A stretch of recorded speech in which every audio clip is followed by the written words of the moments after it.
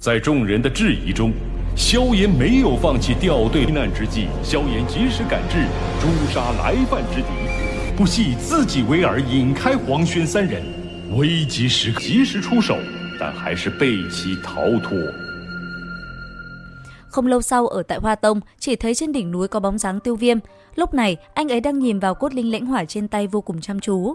Lát sau, hít sâu một hơi, Tiêu Viêm mới lẩm bẩm nói: "Bắt đầu thôi." Lời vừa dứt, cốt linh lãnh hỏa cũng liền bay lên. Theo cử động của anh ấy, chỉ trong nháy mắt, hỏa diễm liền đi vào bên trong cơ thể của Tiêu Viêm và bắt đầu quá trình dung hợp. Thế nhưng, ngay khi cốt linh lãnh hỏa đi vào, Tam Thiên Liên Tâm Hỏa sừng sững như cột đỉnh liền có dấu hiệu bài xích. Nhất thời, từ cái cột xoáy kia, từng luồng hỏa diễm cũng không ngừng phóng về phía Tiêu Viêm, khiến anh ấy phải lập tức tránh né. Sau một hồi, Tiêu Viêm quyết định không trốn chạy nữa mà cường công.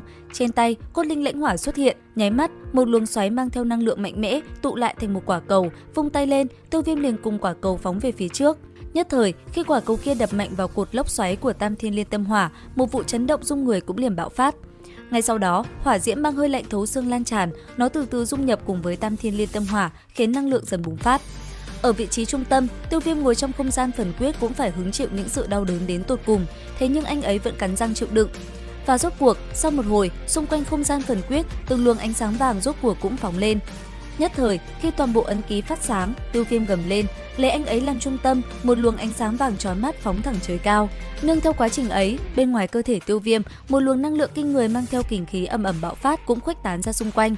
Ở phía xa, khi từng luồng kinh khí phóng ra, nó liền khiến những cánh hồng rơi xuống, Vân Vận thấy dị tượng thì giật mình.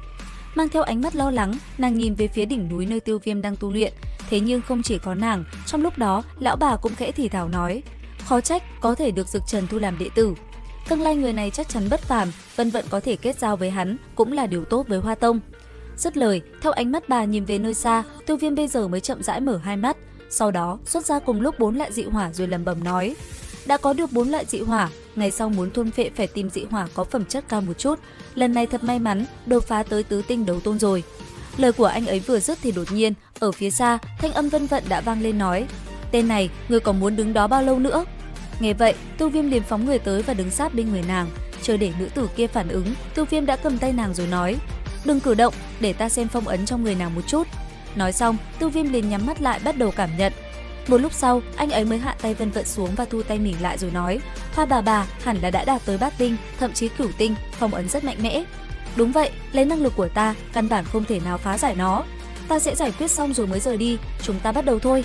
Lời vừa dứt, không lâu sau, thân hình hai người đã liền ngồi ở gần bên nhau, nhìn bóng lưng Vân Vận, Tiêu Viêm khẽ nói: "Chút nữa ta sẽ xé rách phong ấn, để sau này dễ luyện hóa, ngươi phải cố gắng." Dứt lời, hai ngón tay Tiêu Viêm khẽ búng ra, ngay sau đó, hỏa diễm liền điểm vào lưng của Vân Vận và truyền vào cơ thể nàng. Làm xong, Tiêu Viêm gấp gáp nói: "Ngưng thần, tự bảo vệ kinh mạch của mình." Dứt lời, dị hỏa lặng lẽ xuyên qua các kinh mạch, cuối cùng đến gần nơi đấu khí được phong ấn trong cơ thể Vân Vận và bắt đầu trùng kích.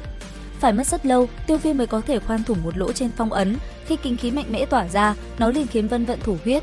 Thế nhưng cũng vì chuyện này mà y phục của Vân Vận bị rách ra từng chỗ. Thấy thế, Tiêu Viêm tỏ vẻ ngại ngùng lắp bắp hỏi: "Cô thấy thế nào rồi?" "Tạm ổn, phong ấn chỉ thủng một lỗ nhỏ, nhờ đó ta cũng có thể từ từ hấp thu." "Vậy là tốt rồi, nếu có thể hấp thu hết, không chừng ngươi còn đạt tới đấu thánh. Đây là ly hỏa đan, mỗi lần luyện hóa đấu khí thì dùng một viên." Dứt lời, Tiêu Viêm cầm một bình ngọc rồi đưa cho Vân Vận. Sau đó, anh ấy nhìn nàng nói: "Xong việc rồi, ta phải rời khỏi đây, nếu không sẽ ảnh hưởng tới Hoa Tông. Sau này gặp phải rắc rối không thể giải quyết thì hãy đến Tinh Vận Các tìm ta." "Được, vậy ngươi cẩn thận một chút." Nghe được lời này, Tiêu Viêm gật đầu cười, dặn dò Vân Vận thêm vài câu rồi xoay người bước đi. Nhìn bóng lưng Tiêu Viêm rời đi, Vân Vận thoáng buồn thấp giọng nói: "Nếu đã không thoát khỏi ngươi thì lần này ta sẽ vì ngươi mà tiếp tục cố gắng." Nói rồi, ánh mắt nàng khẽ nhìn về xa xăm. Không lâu sau, chỉ thấy thân hình Tiêu Viêm cùng Thanh Lân cùng nhau tiến về nơi xa. Vừa đi, Tiêu Viêm vừa nhớ về hình ảnh bị độ toa cùng mình ngày đó. Thế nhưng, khi ấy, anh ấy đang suy nghĩ thì Thanh Lân khẽ gọi làm Tiêu Viêm tỉnh mộng. Dừng lại nhìn quanh, Tiêu Viêm cười nhẹ nói: "Nếu đã đến thì cần gì phải giấu đầu lộ đuôi.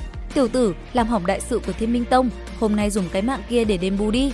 "Cái gì? 4 người các ngươi còn chưa đủ tư cách. Ta thấy ngươi chỉ dựa vào hỏa liên mà thôi, không có hỏa liên, ngươi làm được gì?" Nghe vậy, Tiêu Viêm đột nhiên nắm chặt bàn tay, đấu khí bất ngờ bùng phát. Tới đây, mấy tên kia giật mình nói: "Công pháp thực quỷ dị, lần này nếu bắt được hắn, chúng ta phải đoạt lấy nó." Dứt lời, đám người kia cũng liền lao lên. Thấy thế, Thanh Lân gấp gáp nhìn Tiêu Viêm nói: "Tiêu Viêm thiếu gia, ta ngăn một người lại." Nói xong, nàng phóng ra từng hư ảnh rồi trực tiếp phóng người đi, mạnh mẽ ngạnh kháng với tiện nhân Hoa Cẩm. Còn Tiêu Viêm không chậm trễ, Đệ Tam Biến lập tức thi triển, xuất ra Thiên Yêu Khôi lao về phía trước của một tên giao chiến. Ngay sau đó, anh ấy liền cầm trọng xích phóng về hai người còn lại chủ động tấn công. Nhất thời, lại một tràng hỗn chiến lại một lần nữa diễn ra. Chỉ trong vài đường trọng xích vung lên, yêu hoa tà xuân của một lão già vừa lao tới thì đã liền bị Tiêu Viêm đập bay. Tới đây, hai tinh kia tức giận, bọn họ lập tức thi triển ra Thiên Minh Tu La thủ, một màu huyết sắc lan tràn, hư ảnh tu la khổng lồ lơ lửng giữa không trung. Thế nhưng bất ngờ, đối diện với nó, Tiêu Viêm cũng thi triển ra một chiêu y hệt, hư ảnh khổng lồ đánh về phía trước. Khoảnh khắc va chạm, chỉ thấy từng luồng ánh sáng lóe lên, rồi bùng một tiếng, một hư ảnh biến mất, thân thể một tên bị đập bay vào vách núi, khói bụi mịt mù. Thấy vậy, một tên đã liền lao lên, tuy nhiên, Tiêu Viêm chỉ khẽ cười nhẹ. Ngay sau đó, năng lượng xung quanh đột nhiên dung nhập vào cơ thể anh ấy. Thấy vậy, đám người kia hoảng sợ khi thấy tốc độ khôi phục của Tiêu Viêm. Còn nam nhân kia, vừa khi khôi phục xong, anh ấy khẽ cười hỏi: "Tiếp tục thôi. Đừng có vội đắc ý, có hứng thú với ngươi không phải chỉ có mình Thiên Minh Tông chúng ta đâu." Lời vừa nói ra, không trung lại lóe lên làn khói quỷ dị. Ngay sau đó, thân ảnh Cửu Thiên Tôn cũng liền hiện ra. Thấy vậy, Tiêu Viêm quát: "Cửu Thiên Tôn, ngươi cũng muốn nhúng tay vào chuyện này sao? Ngươi tự mình chạy đến đây, ta sao có thể bỏ lỡ được chứ? Tiêu Viêm, ngươi không nghĩ tới việc cứu phụ thân hay sao? Vài lời này không đủ để khiêu khích ta đâu. Nếu đã như thế, bổn tọa tự thân động thủ bắt ngươi trở về vậy." Dứt lời, Cửu Thiên Tôn liền thuấn di về phía Tiêu Viêm, thủ chảo trong nháy mắt đã chộp tới người anh ấy. Khoảnh khắc đó, chỉ thấy Tiêu Viêm vung tay, ánh vàng lóe lên, cả hai liền bị đẩy lui ra xa. Thấy vậy, yêu hoa tà quân cùng một tên đồng thời lao lên trợ giúp, một đòn mạnh mẽ bùng nổ cùng Cửu Thiên Tôn đồng thời công kích về phía Tiêu Viêm. Giờ khắc đó, đối mặt với ba gã đấu tôn mạnh mẽ hợp lực vây công, Tiêu Viêm không chậm trễ, năng lượng cũng dần ngưng tụ. Nhưng theo đó, hư ảnh cánh tay khổng lồ màu vàng rực sáng lên. Chỉ tích tắc sau, giữa không trung, một cái lỗ đen quỷ dị đã thành hình. Khi ba người kia lao tới, theo tiếng gầm thét của Tiêu Viêm, một lực hút khủng bố ngập tràn thiên địa cũng liền bạo phát. Thấy thế, ba tinh kia cũng gầm lên, công kích khủng bố của bọn chúng cũng đồng thời phóng tới lỗ đen quỷ dị kia mà công kích. Khoảnh khắc va chạm, bùng một tiếng, thiên địa như run rẩy, toàn bộ công kích tới từ hai bên đồng thời biến mất. Tới đây, Cửu Thiên Tôn gần giọng quát: "Kiệt sức chưa? Ta xem ngươi còn múa may được gì nữa. Yên tâm, đảm bảo sẽ làm cho các ngươi thấy vừa lòng." Lời vừa dứt, 4 loại dị hỏa trong tay Tiêu Viêm liền xuất hiện. Thế nhưng đúng vào lúc đó, hư không chợt xuất hiện vết rách. Lại một lần nữa, thân ảnh Hắc Kình xuất hiện tiến về phía Tiêu Viêm nói: "Tiểu tử, cuối cùng ta cũng tìm được ngươi rồi. Hắc Kình lão ca, sao huynh lại đến đây? Tưởng nhiên không đi cùng, có chuyện gì rồi? Cần ngươi hỗ trợ một chút, có thời gian thì đi theo ta một chuyến.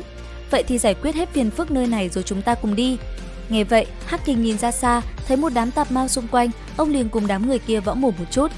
Và cũng như lần trước, với sức mạnh của mình, Hắc Kình coi thường đám người kia ra mặt, bởi vậy ông chẳng chút nào kiêng dè.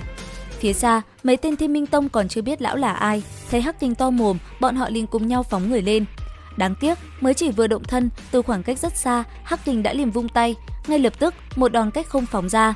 Chỉ trong nháy mắt, nó đã liền đập bay mấy lão khọm già bắn ra xa, thân thể như đạn pháo đập vào vách núi, khói bụi mịt mù. Tới đây, Hắc Kình phủ nhẹ tay rồi cao giọng nói: "Ma Vũ, ngươi tự đi hay chờ lão tử động thủ?" "Hắc Kình, ngươi đừng quá kiêu ngạo." Nói rồi, từ trên người Cửu Thiên Tôn, một luồng đấu khí kinh người cũng dần ngưng tụ lại. Thấy thế, Hắc Kình lẩm bẩm nói: "Muốn động thủ? Ái chà, lão tử cũng muốn nhìn thấy sau nhiều năm cách biệt, ngươi có gì tiến bộ." Dứt lời, thân thể Hắc Kình đột nhiên hóa lớn, hư ảnh khổng lồ tỏa ra uy áp, khiến Cửu Thiên Tôn nhăn mặt không chống đỡ nổi. Tới đây, cô ta nhìn hai người quát: "Tiêu Viêm, bổn tọa không tin ngươi có thể trốn cả đời." Dứt lời, Cửu Thiên Tôn liền quay đầu rời đi. Thấy vậy, Hắc Kình vội đáp: "Ma Vũ, khi trở về nói cho đám người hồn điện biết, bỏ ý định động tới Tiêu Viêm và Tiêu gia đi, nếu không, các ngươi sẽ phải trả giá đắt." Khi lời Hắc Kình vừa dứt thì phía xa, khe nứt cũng dần khép lại. Nhìn tên kia cùng một đám người Thiên Minh Tông rời đi, Tiêu Viêm chắp quyền nói: "Cảm ơn Hắc Kình lão ca, lại làm huynh phải xuất thủ rồi." "Không có gì đáng ngại, lần này là thái cổ hư long tộc làm phiền ngươi, đi theo ta."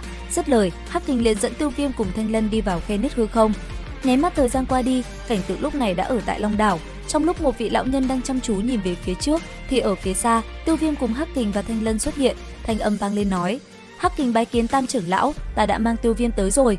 Nghe vậy, vị lão nhân kia xoay người rồi nhìn Tiêu Viêm nói: "Tình hình cấp bách mới gọi Tiêu Viêm tiểu hữu tới, xin đừng trách ta lỗ mãng.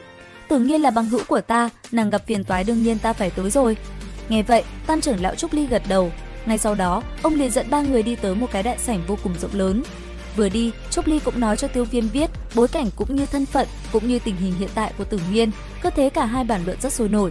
Một lát sau, mọi người mới dừng lại trước một cái đại sảnh rộng lớn. Đưa mắt nhìn về phía xa, Tiêu Viêm mới nhìn thấy ở nơi đó, thân hình của Tử Nhiên đang bị đóng băng bởi một viên thiên tinh thạch to lớn khiến anh ấy giật mình.